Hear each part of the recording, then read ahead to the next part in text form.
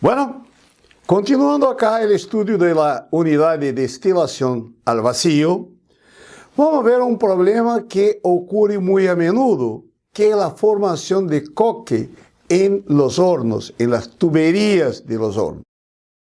Eso sucede porque, primero, trabajamos en la destilación al vacío con productos muy más pesados, viscosos que en la destilación primaria.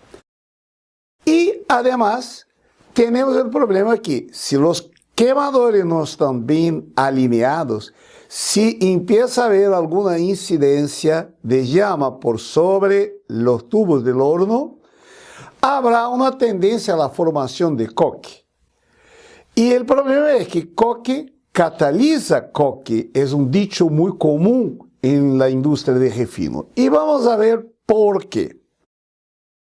Imaginemos que en la parte interna de un tubo hubo una pequeña deposición de coque.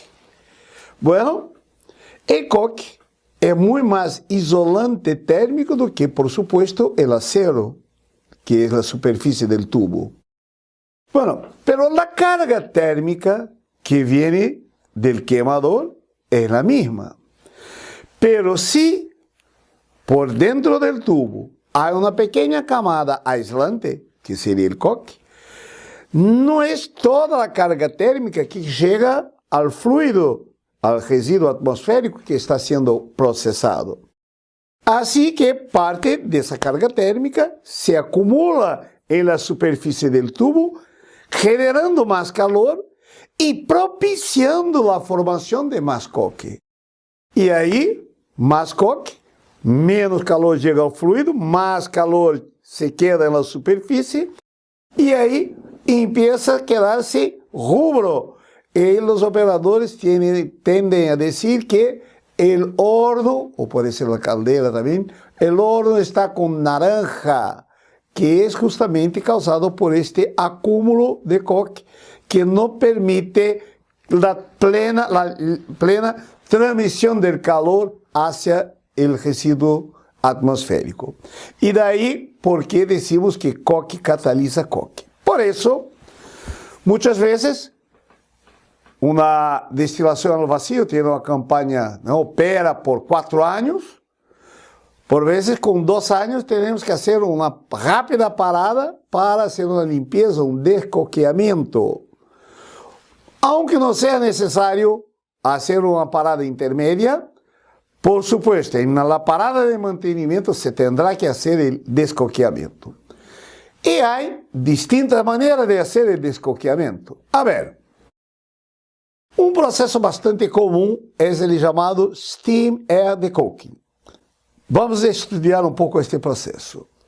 Por el general, cuando el horno está operando, o sea, en proceso, en operación, el flujo de productos se divide en múltiplos pases. ¿Para qué? Para disminuir la velocidad y de esa manera aumentar el tiempo de residencia del residuo atmosférico o el fluido que sea. Tiempo de residencia en que estará recibiendo calor. Por lo tanto, facilita el proceso de calentamiento del fluido. Pero cuando se hace el steam air decoking, se tiene interés en tener más velocidad, que es justamente para arrastrar el coque. Entonces, un primer paso es sustituir algunas curvas de la serpentina, del serpentín de tubos de horno, para que, al invés de tenermos múltiples pases, tenemos un pase no más. ¿Ya? Muy bien, ahora tenemos un pase y vamos a empezar entonces el steam air decoking, que se constituye de 2 etapas. Se mantiene algunos quemadores prendidos para generar un poco calor, pero no demasiado, y ahí se inyecta vapor. Y este vapor, en alta velocidad, arrastra el coque. ¿Cómo? Porque los tubos están calentados por fuera, por los pilotos de los quemadores prendidos. Y el vapor enfría, y así se crea entonces una diferencia de temperatura y de dilatación que fragmenta el coque y permite que el particular de coque sea arrastrado hasta la salida. Y ahí se va chequeando, se pone una tela, una pantalla ahí que se ve si está negra de coque, y con el tiempo ya no se queda más negra, señal de que el spalling ya no surte efecto. Tenemos entonces que avanzar. Y ahí inyectamos vapor y aire. ¿Por qué? Fíjense, el tubo está caliente, tenemos la temperatura. El coque es combustible. Y ahí se inyecta aire, que es comburente. Entonces tenemos el triángulo del fuego. Entonces se quema el remanente del coque que se quedó en la tubería. Ahí el vapor. El vapor es para hacer el control de temperatura, porque como tenemos la temperatura por la parte externa, vinda de los pocos quemadores prendidos, y tenemos también la combustión interna, hay que inyectar vapor para hacer el control de temperatura. El control de temperatura se hace a través de termopares de superficie, que son llamados skin points. Eso tanto con la unidad en operación, pero con más atención todavía cuando se hace el steamer de coque. Ya he visto fotos, no he presenciado el hecho, pero he visto fotos de hornos donde, por ejemplo, los tubos se derritieron, ¿no?, por falta de control de temperatura. Este es un proceso que es hecho por la operación. Hay otras maneras de hacer el descoqueamiento. Por ejemplo, hay el raspado mecánico. Hemos visto en la clase de hornos que por el general tenemos curvas de un lado y del otro lado tenemos esos cabezotes. Esos cabezotes acá son justamente para permitir la inspección interna, la limpieza, porque tiene acá unos plugs que hacen la vedación, funcionan como si fueran corchos. Y al sacarlos, se puede introducir una herramienta neumática que va girando con raspadores mecánicos y hace el raspado. Este es un procedimiento que toca al mantenimiento. Pero tiene también sus riesgos, porque hay que ir despacito para hacer el raspado, pero no despacito, no detenerse en algún punto, porque si no, el raspador puede continuar girando, girando, girando, y ahí ya eliminó el coque, empieza a raspar la superficie metálica y empieza a disminuir el espesor de la tubería, y por veces hay una expansión.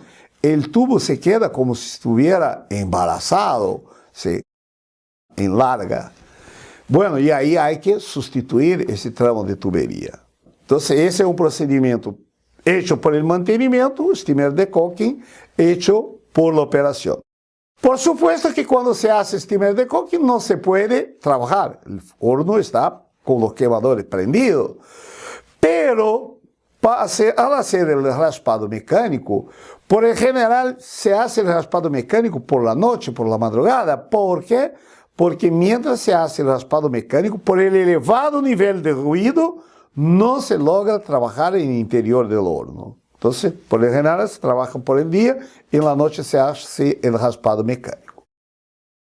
Hay otros procesos también. Por ejemplo, así como los oleoductos son limpios con globos de goma, que son los PIGs, se puede hacer también la remoción de coque con PIG.